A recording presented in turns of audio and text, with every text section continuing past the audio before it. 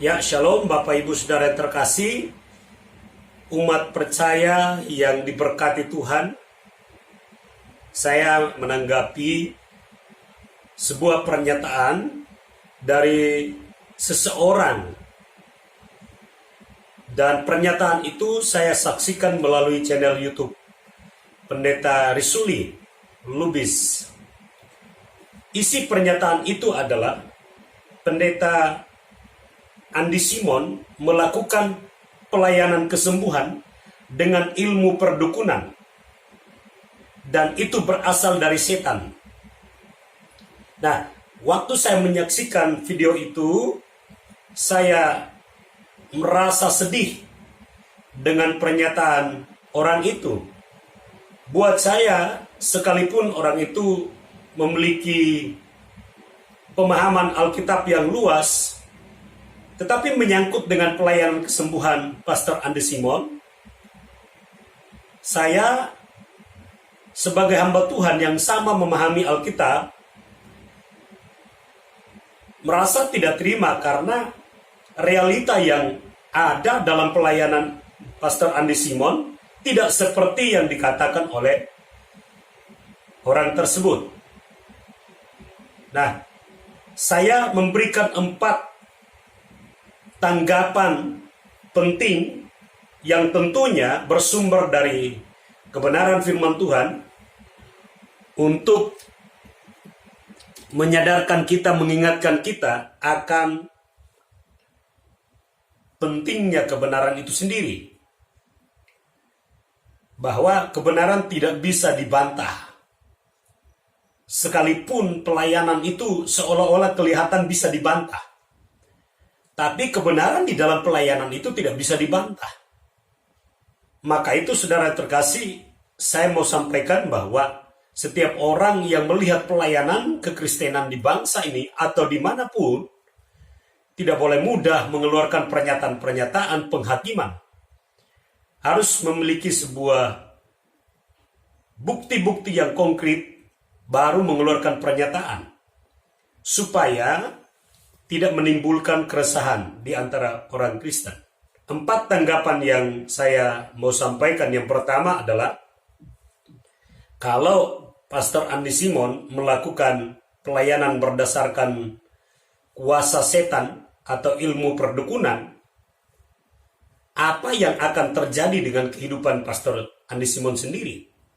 Dan apa yang akan terjadi dengan orang-orang yang akan dilayani, bahkan yang sudah dilayani? Nah, apa realita daripada pelayanan Pastor Andi Simon yang menunjukkan bahwa dia melakukan mujizat, menyembuhkan orang sakit, mengusir setan dengan kuasa setan? Realitanya kita tidak bisa lihat dari cara, dari metodenya, tetapi kita lihat dari buah pelayanannya. Nah, kita akan belajar lebih dahulu perbedaan dari pernyataan orang Farisi yang menanggapi pelayanan Tuhan Yesus Kristus yang hampir mirip menurut saya sama dengan pernyataan orang itu yang menanggapi tentang pelayanan Pastor Andi Simon. Tanggapan yang pertama kita pelajari dari Matius 12 ayat 24 sampai 26. Tetapi ketika orang Farisi mendengarnya, mereka berkata, dengan Beelzebul, penghulu setan, ia mengusir setan. Ayat 25. Tetapi Yesus mengetahui pikiran mereka lalu berkata kepada mereka, setiap kerajaan yang terpecah-pecah pasti binasa, dan setiap kota atau rumah tangga yang terpecah-pecah tidak dapat bertahan. 26. Demikian juga kalau iblis mengusir iblis, ia pun terbagi-bagi dan melawan dirinya sendiri, bagaimanakah kerajaannya dapat bertahan? Saudara perhatikan, ayat ini menunjukkan bahwa orang Farisi menyangka, menduga, membuat pernyataan, menuduh, memfitnah pelayanan Yesus yang mengusir setan dengan kuasa Beelzebul. Orang Farisi tidak mengerti tentang mengusir setan. Orang Farisi tidak mengerti tentang menyembuhkan orang sakit. Orang Farisi tidak mengerti tentang peran iblis. Orang Farisi tidak mengerti tentang kerajaan setan. Oke. Orang Farisi hanya menduga saja bahwa Yesus menyembuhkan orang sakit, Yesus mengusir setan dengan kuasa Beelzebul.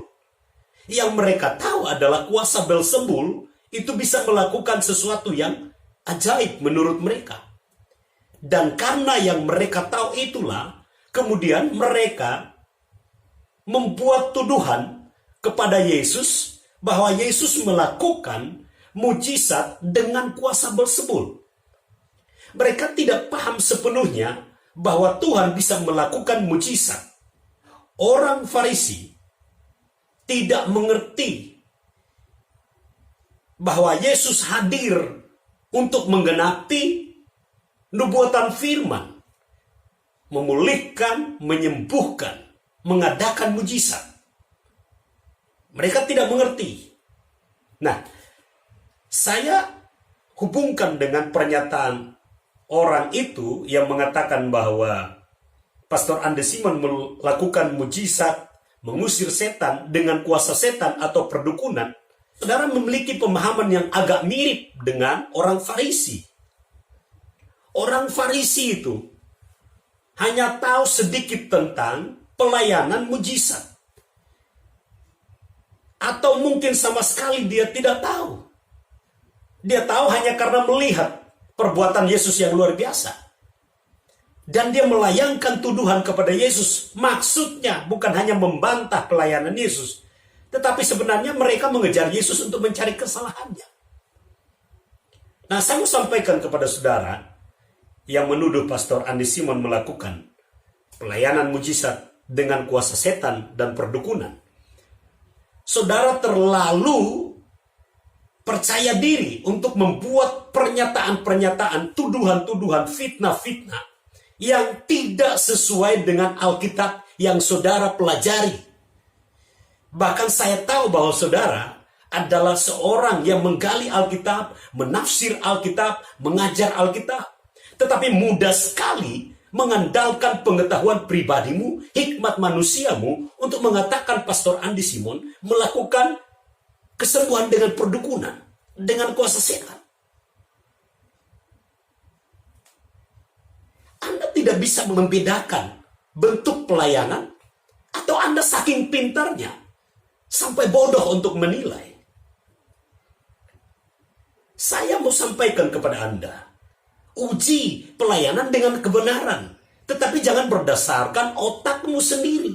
Yang sok pintar buat saya, Anda sok pintar.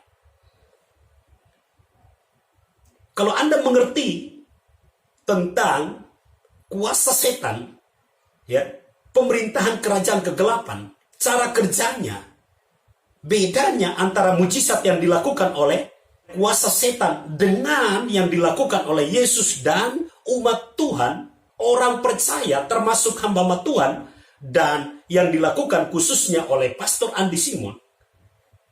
Kalau Anda tidak mengerti perbedaannya, sungguh terlalu. Anda belajar tetapi mentok hanya dengan keterbatasan berpikir Anda. Tanggapan saya yang pertama ini adalah Anda tidak mengerti apa artinya melakukan pelayanan mujizat dengan nama Yesus, dengan kuasa Yesus. Dan Anda membuat pernyataan-pernyataan yang menuduh.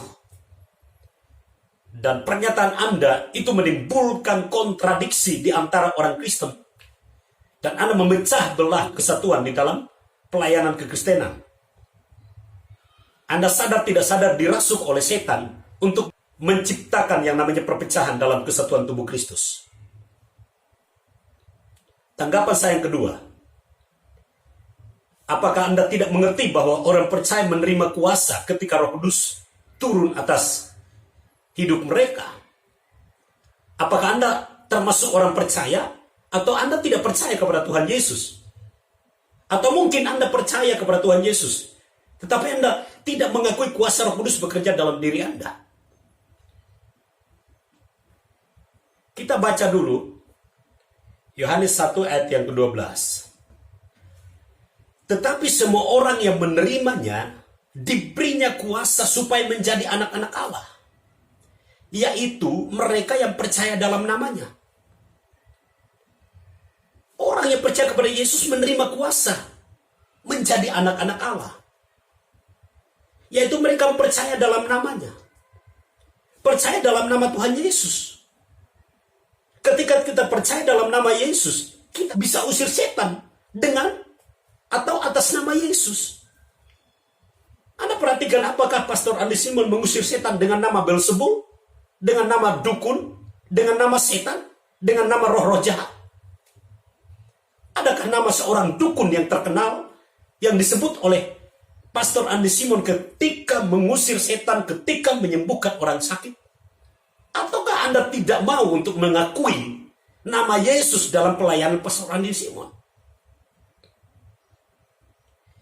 Nama Yesus punya kuasa. Nah, ketika Anda dan saya percaya kepada Yesus sebagai Tuhan dan Juru Selamat, kita menerima kuasa menjadi anak-anak Allah. Lalu dengan kuasa itu, kita bisa mendoakan orang sakit. Dengan nama Yesus akan terjadi kesembuhan. Tentu seizin Tuhan sendiri. Ya. Yang ketiga, dalam tubuh orang percaya ada kuasa yang mengalir. Markus 5 ayat 25 sampai 30. Adalah di situ seorang perempuan yang sudah 12 tahun lamanya menderita pendarahan. Ia telah berulang-ulang diobati berbagai tabib, telah dihabiskan semua yang ada padanya, namun sama sekali tidak ada faedahnya. Malah sebaliknya keadaannya makin memburuk. Dia sudah mendengar berita-berita tentang Yesus. Maka di tengah-tengah orang banyak itu ia mendekati Yesus dari belakang dan menjamah jubahnya.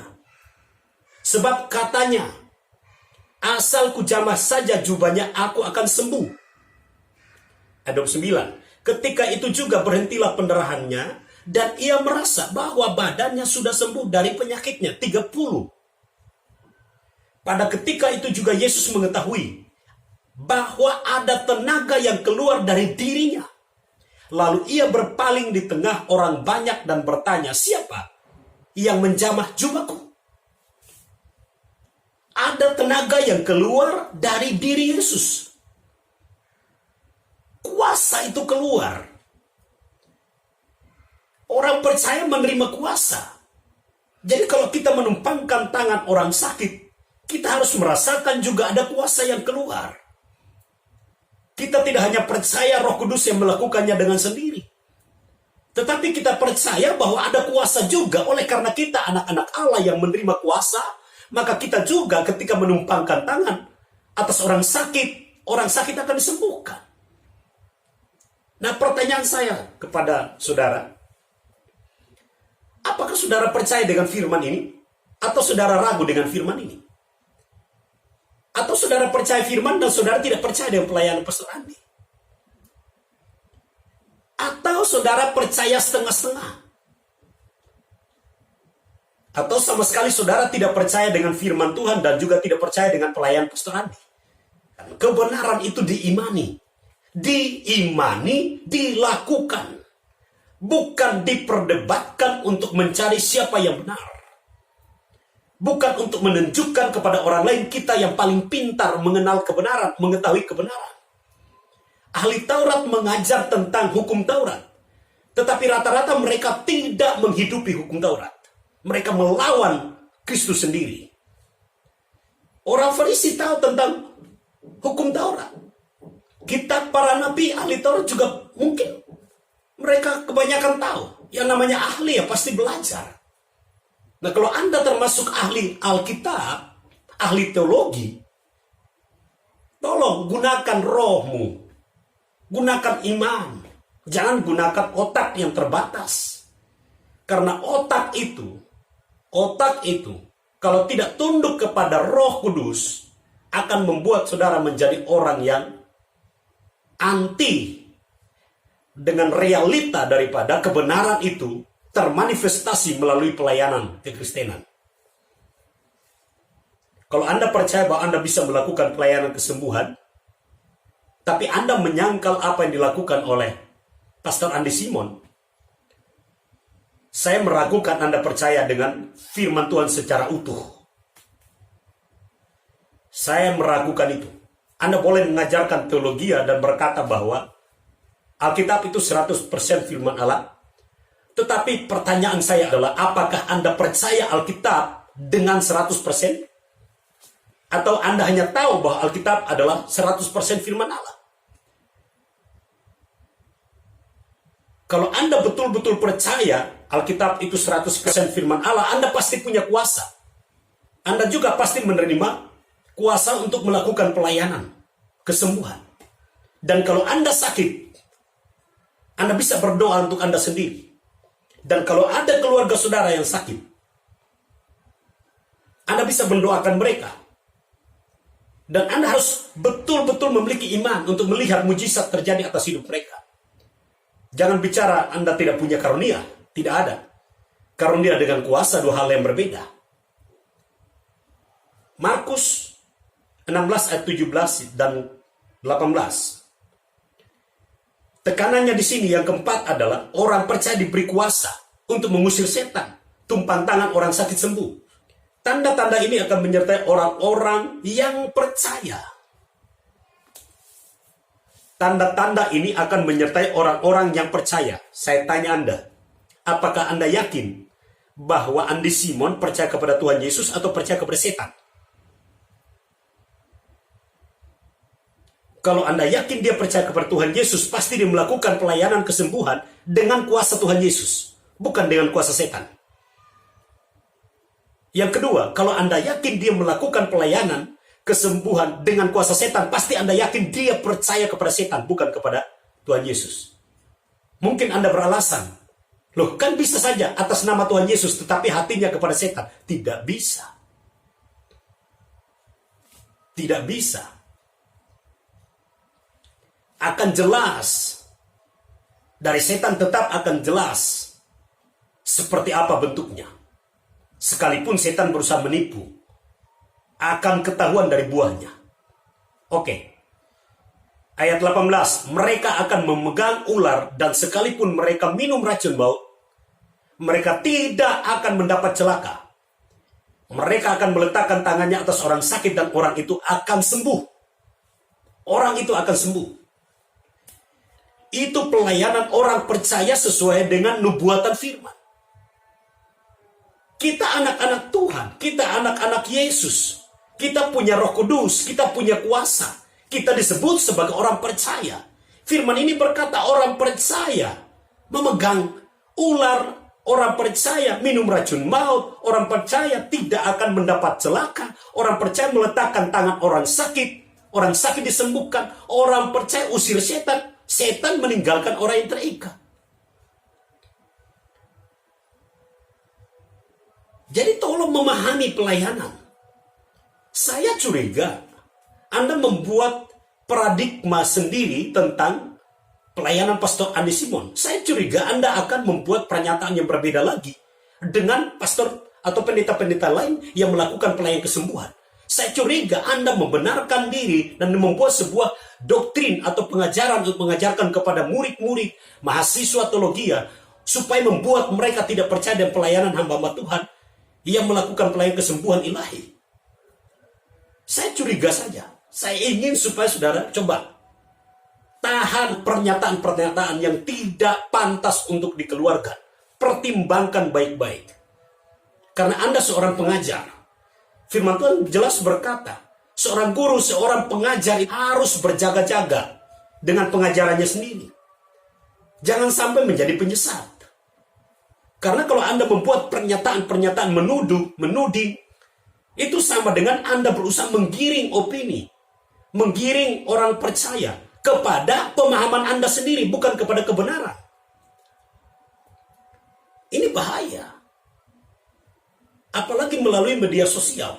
Saya berharap Anda tidak terus-terus untuk membuat statement-statement yang kemudian membuat penilaian pelayanan.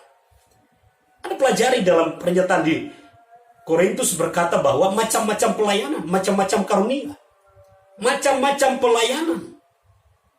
Jangan menilai dengan pemahaman pribadi. Kita boleh berkata kita uji segala roh, uji segala pelayanan dengan firman Tuhan. Tapi yang menguji, yang menjadi penguji yang hebat itu Roh Kudus, bukan kita.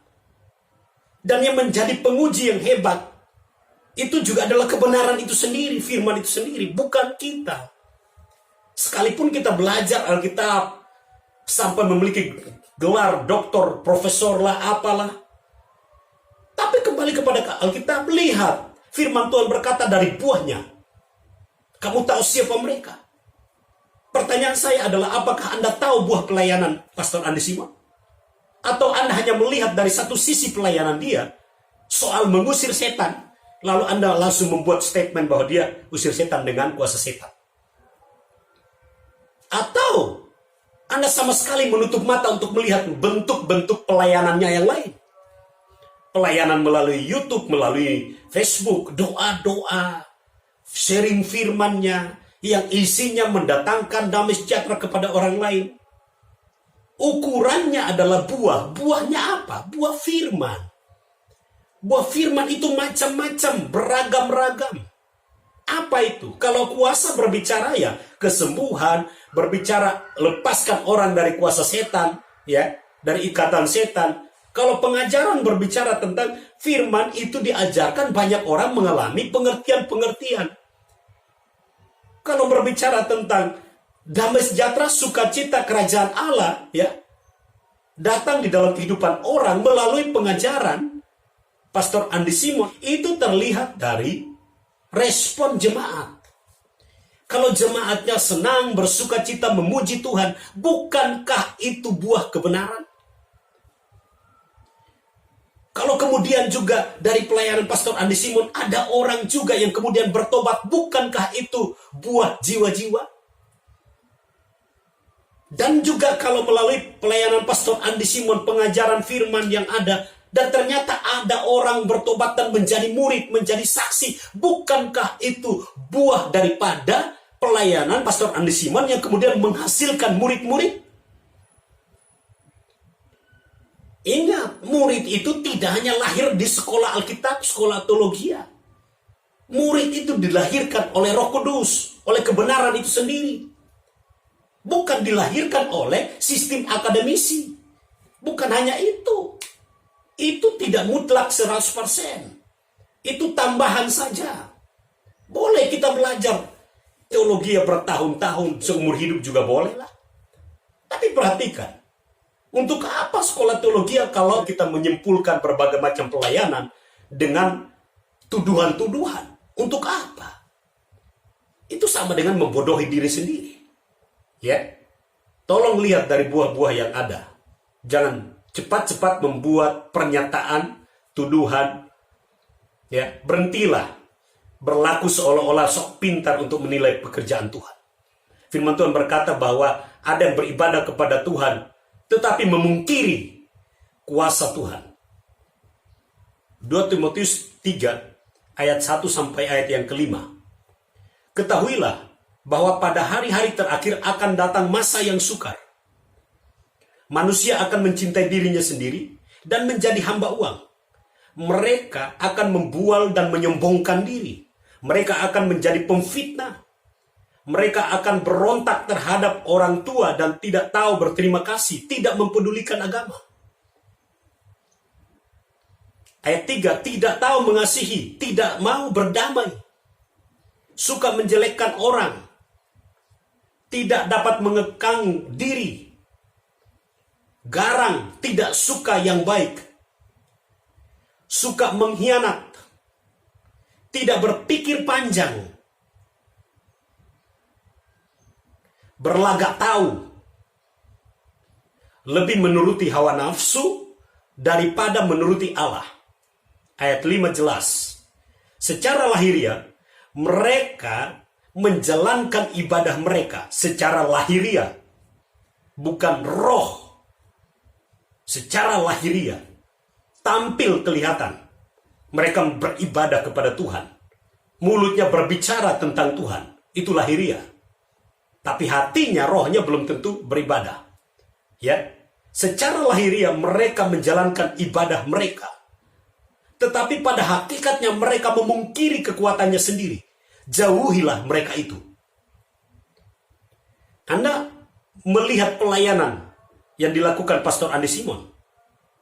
Itu adalah bentuk ibadah. Anda lihat, apakah semuanya bersifat lahiriah? Atau di situ ada rohaninya? Ada spirit Roh Kudus yang bekerja dengan maksimal di situ.